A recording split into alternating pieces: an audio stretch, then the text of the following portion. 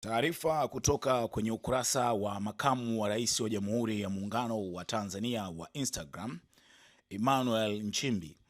Ni barua ambayo imeandikwa taarifa kwa umma leo tarehe 25 Agosti 2026. Nimemwandikia barua rais wa Jamhuri ya Muungano wa Tanzania Dr. Samia Suluhu Hassan kumjulisha kuwa nimeamua kustaafu siasa na utumishi wa umma.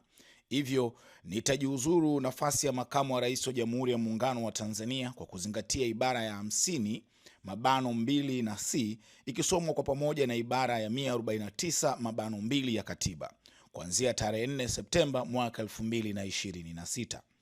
Tarehe 27 Agosti mwaka 2025 nilimwahidi Rais Dr. Samia Suluhu Hassan kuwa nitamsaidia yeye na nchi yetu kwa uwezo wangu wote na kwa uaminifu. Pia nilimhakikishia kuwa siku yoyote akiona anahitaji makamu mwingine wa rais, nitaachia nafasi hii.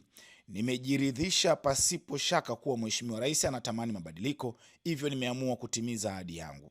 Kipekee namshukuru Mheshimiwa Rais na Chama cha Mapinduzi CCM kwa imani yao kwangu. Natumia nafasi hii pia kuwashukuru Watanzania wote kwa ushirikiano mkubwa waliompa wakati wote aliokuwa katika utumishi wa umma. Anawahakikishia kuwa ataendelea kuwa raia mwema wa Tanzania. Balozi Dr. Emmanuel Nchimbi, makamu wa rais wa Jamhuri ya Muungano wa Tanzania. Ayo TV itaendelea kukuletea update mbalimbali kuhusiana na taarifa hii.